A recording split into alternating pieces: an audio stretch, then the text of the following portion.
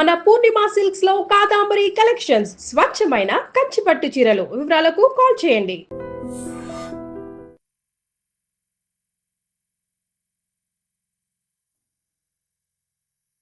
నమస్తే, welcome to I dream. నేను వలి. తెలంగాణ రాజకీయంలో మరొక కొత్త పార్టీ ఆవిర్భవించింది. కల్వకుంట్ల కవిత పార్టీ పెట్టేశారు. టీఆర్ఎస్ తెలంగాణ రాష్ట్ర సేన. మరి తెలంగాణ రాష్ట్ర సేన ప్రయాణం ఏ విధంగా ఉండబోతుంది? తెలంగాణ రాజకీయంలో మరొక కొత్త పార్టీకి ఆ స్పేస్ ఉందా? దీని గురించి మనం క్లియర్గా మాట్లాడుకుందాం. ప్రస్తుతం నాతో పాటు స్టూడియోలో ఉన్నారు ప్రముఖ రాజకీయ సామాజిక విశ్లేషకులు కొత్త రవీంద్రబాబు గారు.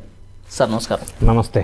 రవీంద్రబాబు గారు, ఇంకొక కొత్త పార్టీ అనుకున్నట్టుగానే కల్వకుంట్ల కవిత గారు టీఆర్ఎస్ అది ధ్వనించే విధంగా తెలంగాణ రాష్ట్ర సేన పెట్టేశారు.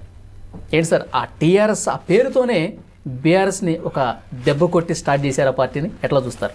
అంటే పార్టీలు ఏ రాష్ట్రంలో ఏ వ్యక్తులైనా పెట్టుకోవచ్చు. కవిత గారు పెట్టడం అనే నిర్ణయాన్ని మనం సమర్థిద్దాం. అయితే ఇక్కడ క్వశ్చన్ ఏంటంటే, రకరకాల అంశాల మీద ఈ విషయంలో పార్టీలకు అతీతంగా విశ్లేషణ చేసే ప్రయత్నం చేద్దాం. ప్రస్తుతం తెలంగాణ రాష్ట్ర రాజకీయాల్లో కొత్త పార్టీకి వ్యాక్యూమ్ కానీ అవకాశం కానీ రిక్వైర్మెంట్ కానీ ఉందా అన్న question. It is very important for any political party to start in any state. So ఆ అప్రాప్రియేట్ టైం, రైట్ టైమింగా కాదా, ఆ వ్యాక్యూమ్ ఉందా లేదా, అది కరెక్ట్ టైమింగ్లో పెడితే తప్ప పార్టీలు సక్సెస్ కావు. ఒకటి హిస్టరీలో మనం చూసినట్టయితే 2 తెలుగు రాష్ట్రాల్లో ప్రధానంగా కొత్తగా స్టార్ట్ చేసిన పెట్టిన పార్టీలు సక్సెస్ రేట్ ఒకసారి చూస్తే it's very rare.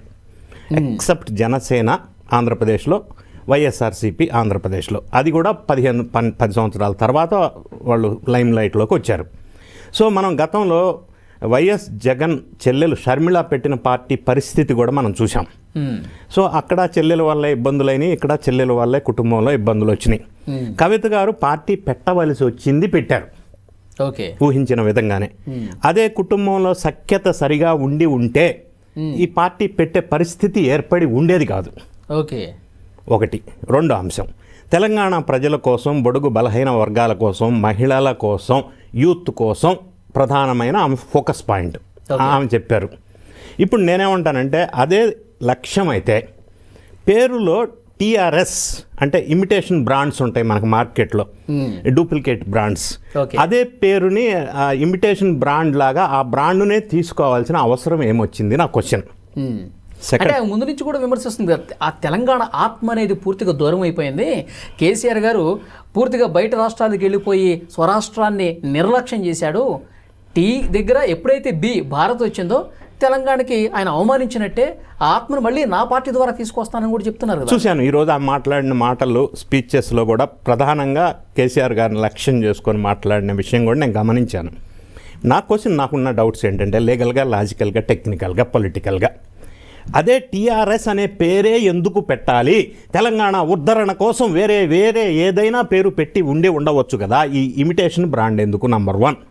Number 2, according to the Indian election commission of India section 29 ప్రకారం సేమ్ పార్టీ పేరు ఇంకొక పార్టీ పెట్టి రిజిస్టర్ చేయడానికి యాక్సెప్టబుల్ కాదు, యాక్సెప్ట్ చేయరు.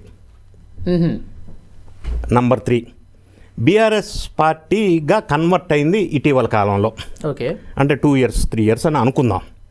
కానీ election commission of India rule section 29 ప్రకారం అది కన్వర్ట్ అయినా వేరే పార్టీ పేరు పెట్టుకున్న తర్వాత 10 years వరకు ఆ టీఆర్ఎస్ పార్టీ అనేది ఫ్రీజ్ చేయబడి ఉంటుంది. అవునా? 10 సంవత్సరాల వరకు 10 years వరకు ఆ టీఆర్ఎస్ పార్టీతో ఇండియాలో ఏ ఒక్క వ్యక్తి పార్టీ రిజిస్ట్రేషన్ చేయడానికి వీలు లేదు. మరి తెలియకుండానే కవిత గారు పార్టీ పెట్టారా? అక్కడికే వస్తున్నా.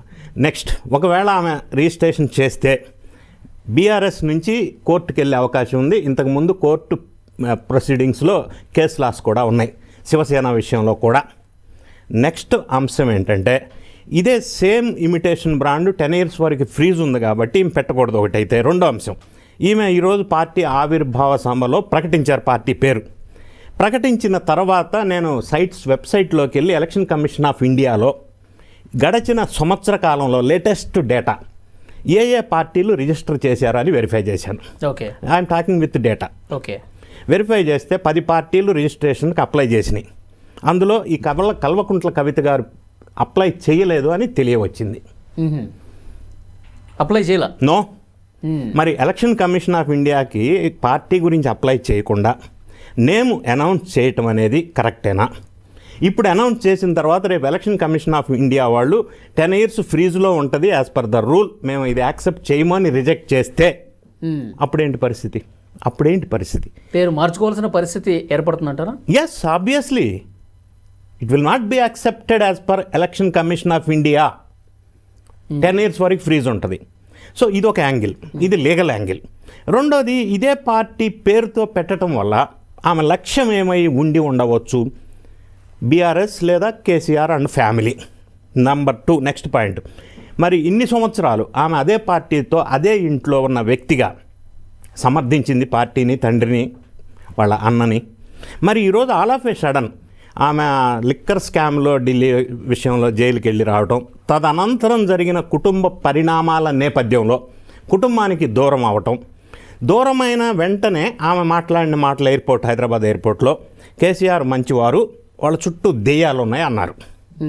ఈరోజు ఆమె ఆవిర్భావ సభలో మాట్లాడుతూ కేసీఆర్ కర్కోటకుడు అన్నారు. అప్పట్లో ఉన్న కేసీఆర్ కాదు ఈయన అనే రేవంత్ రెడ్డి అన్నారు కర్కోటకుడు. అప్పట్లో ఉన్న కేసీఆర్ కాదు ఈయన, మరమనిషినా అప్పట్లో ఉన్న కేసీఆర్ కాదు అని అన్నారు. మరి all of a sudden KCR మరమనిషి ఎందుకు అయ్యాడు? ఎప్పటి నుంచి అయ్యాడు? గతంలో లేని ఇప్పుడు సడన్గా ఈ టర్న్ ఎందుకు తీసుకోవాల్సి వచ్చింది? కేసీఆర్నే టార్గెట్ చేసి ఎందుకు టార్గెట్ మాటలు మాట్లాడాల్సి వచ్చింది? అదే పార్టీ ఇమిటేషన్ పార్టీ పేరు ఎందుకు పెట్టవలసి వచ్చింది? అవేం చెప్తున్నారంటే గుంట నక్కలు తోడేళ్ల చేతిలో బందీ అయిపోయాడు కేసీఆర్. ఎప్పటి నుంచి? మన మనిషి కాదు, మన మనిషి అనుకుంటున్నాం, వేరే వాళ్ళ మనిషి అయిపోయాడు, అందుకే నేను బయటికి రావాల్సి వచ్చింది. అదే ఎప్పటి నుంచి అనేది నా క్వశ్చన్.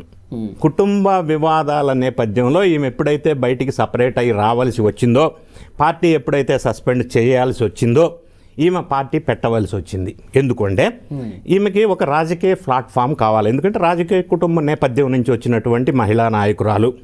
కాంగ్రెస్కి వెళ్ళటానికి వీల్లేదు, వాళ్ళు ఒప్పుకోలేదని న్యూస్ వచ్చినాయి.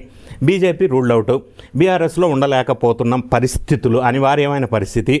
నెక్స్ట్ ఈమెకి ఒక ప్లాట్ఫామ్ అనేది, ఒక రాజకీయ ఏర్పాటు వేదిక కావాలి. అందువల్ల ఈమె అనివార్య పరిస్థితుల్లో ఈ కొత్త పార్టీ స్థాపించవలసిన పరిస్థితి ఏర్పడింది.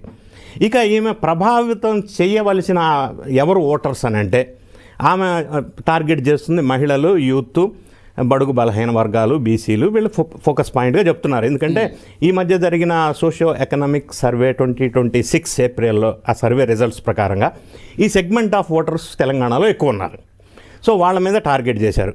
రెండో అంశం, ఈ పార్టీ పెట్టడం వల్ల బీజేపీకి లేకపోతే కాంగ్రెస్కి లేకపోతే బీఆర్ఎస్కి, ప్రస్తుతం ఎగ్జిస్టింగ్ పార్టీస్ తెలంగాణలో ఎవరికి నష్టం ఎవరికి లాభం అనేది మనం ఒకసారి అంచనా వేస్తే కాంగ్రెస్కి ఫరక్ పడదు, ఎందుకంటే అధికారంలో ఉంది. అధికారంలో ఉన్న కాంగ్రెస్ పార్టీకి fixed voter segment vote bank ఉంటుంది, పైపెచ్చు అధికారంలో ఉంది. సో అటు నుంచి ఈ పార్టీలోకి వచ్చే అవకాశం లేదు. బీజేపీ పార్టీకి సంబంధించిన నాయకులు ఎవరు అక్కడి నుంచి ఈ పార్టీలోకి రారు. ఇక మిగిలింది బీఆర్ఎస్ పార్టీలో ఉన్నవాళ్ళు. అక్కడి నుంచి కవిత పార్టీలోకి రావాల్సిన ఆవశ్యకత లేదోమని అనిపిస్తుంది. ఎందుకంటే బీఆర్ఎస్ పార్టీ అని అన్నదానికంటే ఒక ఉద్యమం నేపథ్యంలో ఆవిర్భావించినటువంటి రాజకీయ పార్టీ. సో ఉద్యమ కాలం నుంచి ఆ కేసీఆర్ గారికి ఉన్న ఇమేజ్, క్రెడిబిలిటీ, ఆయన సక్సెస్ రేట్, తర్వాత పార్టీగా మారటం, గ్రౌండ్ లెవెల్లో ఒక స్ట్రాంగ్ బేస్ ఉన్నటువంటి party BRS. Okay, of course unfortunately రీసెంట్గా ఎలక్షన్స్లో ఓడిపోతుండొచ్చు. రాజకీయ పార్టీలకి ఓటమి గెలుపులు అనేది సహజం, అది పర్మనెంట్ కాదు. అంటే ఇందులో అవకాశాలు రాని వాళ్ళు, ఇందులో అవమానించబడ్డ వాళ్ళు వీళ్ళు రావచ్చు కదా. కరెక్ట్, అదే అంటున్నాను. నెక్స్ట్ నేను చెప్పబోయేది అదే. Yes you're right. ఇక ఎవరు వస్తారు? బీఆర్ఎస్లో పదవులు రాని వాళ్ళు, అసంతృప్తితో ఉన్నవాళ్ళు, ఆ పార్టీ మీద నాయకుల మీద అగెనెస్ట్గా ఉన్నవాళ్ళు, ఇది రకరకాల సెగ్మెంట్. ఈ సెకండ్ థర్డ్ గేర్ నాయకులు ఇటు వచ్చే అవకాశం ఉంది, లేదా అన్నం.